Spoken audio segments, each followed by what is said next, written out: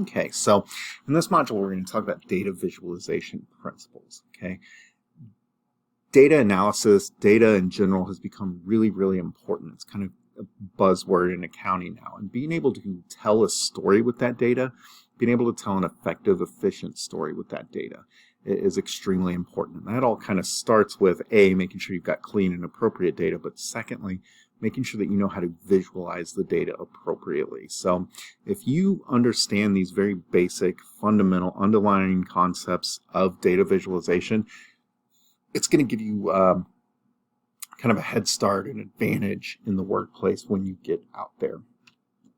So what is data visualization? Well, simply put, it's graphical representation of information. Okay, you are trying to translate information into a physical context. Essentially, you are telling the story with the data. Okay, the main reason you're going to want to translate numerical data into its graphical form is to tell that story more clearly. Okay, when you use data visualization, you can highlight, emphasize patterns, trends, outliers in data. It makes it easier for our brains to comprehend, to extract the relevant insights of what you're trying to put out there. Okay, the ability to produce these visualizations effectively, it can help anybody in this, any business major, but particularly in accounting. It can help you to develop insights into that data being analyzed. Okay. So having a good understanding of the principles of this visualization, it helps you to create effective visualizations, efficient visualizations that you can tell stories with. You avoid those unnecessary complexities. You capture data that's relevant and accurate. These are things that we should be familiar with as accountants, right? So that touches on this next point here, the relevance and reliability of data. You have to make sure that your data that you're using in your visualization is both relevant and reliable, right? Relevant meaning that, you know, it's helping you make decisions, right? The users make decisions based on relevant data. So if I was trying to talk about today's economy, I'm typically not going to want to put data in it from like the year 1882, right? It's just no longer relevant. If it's not relevant, it's not useful information, right? You talk about that in your core accounting classes like 201, 301, where we talk about, is this useful information for decision makers? And part of that usefulness is relevance, right? Can it predict? Can it confirm? That kind of thing. It's also got to be reliable. Can I actually rely on this data? Can I validate this data, right? So just keep that in mind when you are working through creating data visualizations. The data you're using needs to be relevant and reliable. It has to be useful information. If it's not useful information, then it serves no purpose for us as accountants. Okay. So look really quickly at this example. I think this is a good example to go through. So if we look at these data sets and you look at the means of the X, the mean of the Y for all of the data sets, your correlations between X and Y, the variances between X and Y, they all seem to be fairly similar, right, between all the data sets. So this is what we call tabular data, right? We're looking at just the numerical values here. And to us, it looks pretty close. Means, correlations, variances, they're all fairly similar. All these descriptive data, these descriptive statistics of the data are pretty similar. However, if we look at the visualization of these data sets, we see there's significant difference between each of them. So this is kind of the power of visualization, right? Take these descriptive statistics and put it in a visual so that you can tell the truer story of what's going on. Just like anything we try to do in accounting, we're trying to tell the true story, the most faithful representation of what's happening. We need to do the same thing with our data. Okay. So the next thing we're going to talk about are some of what we call Gestalt's principles. These are the general Gestalt principles. We're not going to talk too much about that. We're just going to outline these and what they mean. When you see these, when we talk about them, they're just going to kind of make sense to you, right? So the first one is proximity. So this principle just says humans tend to take things that are in close proximity to each other and group them. So if we look here at this first example, we see all the man, woman, whatever the case is, all in one group. But if we just add a little white space, we see them as pairs. Okay, that's just the way our brains work. They're in close proximity. We group them that way. Same thing with these 10 lines, right? We can see we have lines going diagonally, but our brain processes them easier if they're grouped. We just tend to process these things easier. Same thing with these dots. There's 16 of them here, but I don't know about you, but it's easier for me. I process the information differently when they are grouped like this. Okay, so that's proximity. It just simply says, hey, if they're in close proximity to each other, the human mind automatically tends to group them together, to aggregate them together as if they're related. So be cautious of that. Okay. So how would you apply this principle to actual design? Well, maybe different. Maybe if you're trying to visualize business segments, divisions, or products, right? Maybe you should be placing them together, close to each other, if you're trying to do a comparative analysis. That would help the mind interpret what you're trying to get, what you're trying to say with that visualization.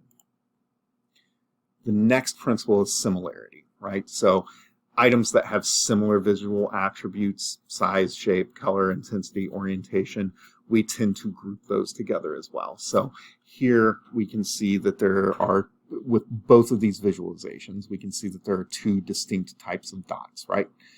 There's two different types of dots here. There's two different types of dots here. One is based on color, one is based on size, okay? Same thing with both of these examples here. The arrows, we can tell there are two different groups. Our brain groups them together, the green down arrows and the blue diagonal arrows. And same thing with the smiley faces. You have smiley faces that are blue and right side up, according to us, and then one that's green and upside down. Okay, so if things are similar, we're going to group them together as well. So how can you apply this to design? Well, you can use common colors to highlight specific years, specific customers, performance, financial benchmarks, key performance indicators, right? Use size, use the hue of a color to differentiate between magnitudes of sales, profitability, other types of KPIs, right? So you can apply these principles right from the get-go. The next is closure. This one's pretty simple to explain too. My guess is that when you looked at this visualization, you saw an entire rectangle. Your mind is just completing it. You saw a smiley face. Your mind is completing this, even though it's missing an eye here, right? Here you probably read, without thinking about it, accounting is fun and so are graphs. Even if you don't agree with that, you probably read it. You didn't have any problem with that. And here we've got some Pac-Man shapes at different angles, but what we see is the box, right? You see that rectangle, okay? So one way to think about this is when you're wanting to present disaggregated data, you can present that in a pie chart, right? You can utilize a pie chart. These work well when you're trying to present information about sales regions or other parts of a whole, because we're trying to develop that. Our brain is developing that holistic understanding, right? When you present it with parts, we're trying to do that. A pie graph makes that easier when you're trying to present parts of a whole. The last principle that we'll talk about from Gestalt principles is what we call continuity, okay? So these two arrows, we perceive them very differently based on whether or not continuity is recognized. So here we just see two crossed arrows. Here you may see two arrows that are kind of bouncing off of each other, right? We provided some continuity within those arrows, okay? So one takeaway that you can use from this for designing is that, like line charts, they're really well suited for trend analysis. They present a continuum of data, right?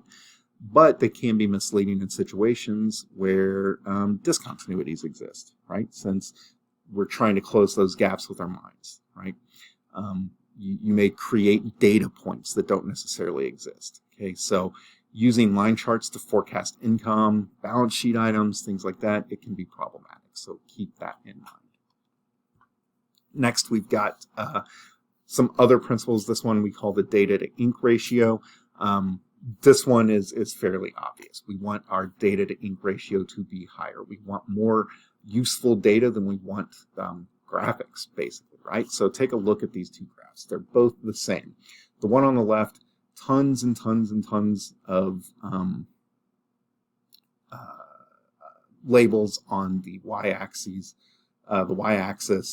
And then we've got this blue color in the background with boxes, and then the actual graph is filled in with a different color. If you look at the one on the right, it's the exact same information, but it's much easier, much faster to read. Okay? You're taking the same information away from it. There was a spike for Bitcoin price in the middle of 2017, and then it dipped, and then you had a huge spike in 2020, right? You're getting the same information from both of these graphs. It's just one is presented in a much easier to consume form, okay? I kind of call this the less is more method, right? The less kind of junk you have going on in the background, the less filler you have, shading, the less axis labels, legends, all that stuff. It's going to make the chart more effective. Then we have this other thing called chart junk, and this is literally just junk on your chart that you don't need. It clogs up the message. It makes it hard to understand. While these Wall Street Journal examples are pretty, you kind of lose the message, right? You don't really get in an instant what they're trying to say. And that's the whole point of charts in a lot of cases, is you're trying to convey information as effectively and efficiently as you can, and some of that effectiveness and efficiency is the speed at which people process and interpret the data. If you have information like this, while it is pretty and it looks good in a magazine or a newspaper or a journal, right, it's not necessarily that helpful. You have to spend too much time trying to interpret what they're saying. Okay? So again, it's keep it simple, right? Less is more in a lot of cases. Then we have these optical effects. Again, it applies to that less is more kind of concept, right? There are certain combinations of colors. There are certain combinations of graphics, like these grid lines, that may cause some kind of shimmering effect or movement or something like that. Those can cause some significant issues. So make sure, again, it's just that less is more type mentality. It's like keeping it simple. You want to be able to effectively communicate your story through the visualization, right? So that it's useful and people can make decisions based on that information. You have the comprehensive and the contextual part, right? This one's a little weird. If you look at this particular graph right here, you know, it says, hey, young people are driving up the current surge in COVID-19 cases across Europe, and then it presents this graph. Well, what do we notice about this graph? Well, it looks like that age group, 25 to 49, is the problem age group. But if we look at the other groups, 15 to 24, that's only 9 years, whereas this is 24 years. It's 14 years. That's however many years. This is 15 or less years. None of the groups are consistent, right? So maybe if you broke these out into 10-year age groups and aging buckets, you would get a more consistent picture, a more true picture of what's actually happening, right? And then the same thing here. This is the number of deaths and hospitalizations in counties from Atlanta, okay? The problem with this one is these are not presented in chronological order.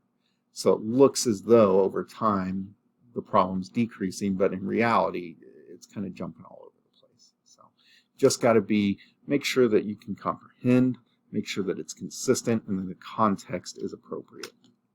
Okay. Then we have these things called tabular data. So let's say you walk into Subway and you want to order a sandwich that has the least amount of calories in it. It is not easily apparent that the Black Forest ham is the sandwich with the least amount of calories. Okay, so you have to be careful there as well. Make sure that when you are presenting tabular data, it makes sense. Here we can see again this one, and this is no indication of my politics or anything like this. It's just that political polls are often a good way to show examples of data being presented poorly. And this is an example of data being presented poorly. To me, this poll makes almost no sense. So does this mean now, or does December 2018 mean now? Is this a comparison between December 2018 and December 2017? Or is the comparison between now, 2019, and 2017? What, we don't really know. It's not very clear. However, if you put the same information in a visualization like this instead of tabular data, you get a more clear picture of what's happening, right? You have your approval rates and your disapproval rates. Approval in green, disapproval in red. That's using some color coding to elicit some kind of response from the end user. Stacked bar graphs, pie graphs, these can be very useful, but you should be cautious about using them, okay, when you use them. This is the good example of a poorly executed stacked bar graph, right?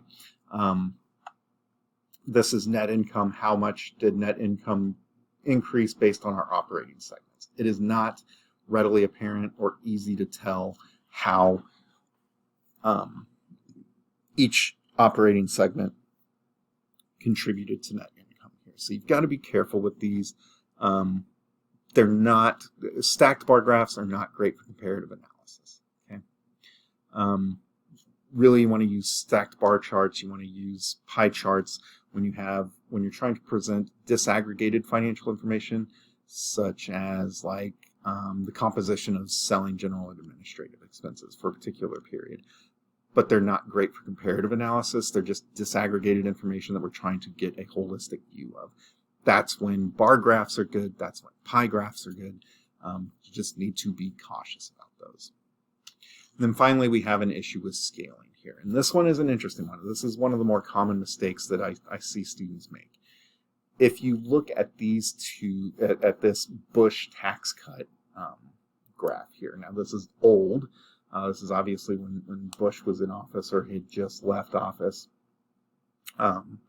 If you look at the, sorry, it's from January 2013. Read your data, right? So if we drop the Bush tax cuts, what it's saying here is that the top end of tax rates would go from 35% to 39.6%. If you looked at just the graph, though, if you looked at just the visualization, it looks like the tax rate, the top end tax rate, is going to jump up by 5 times, a 500% increase, when really it's only about a 13% increase between 35 to 39.6%.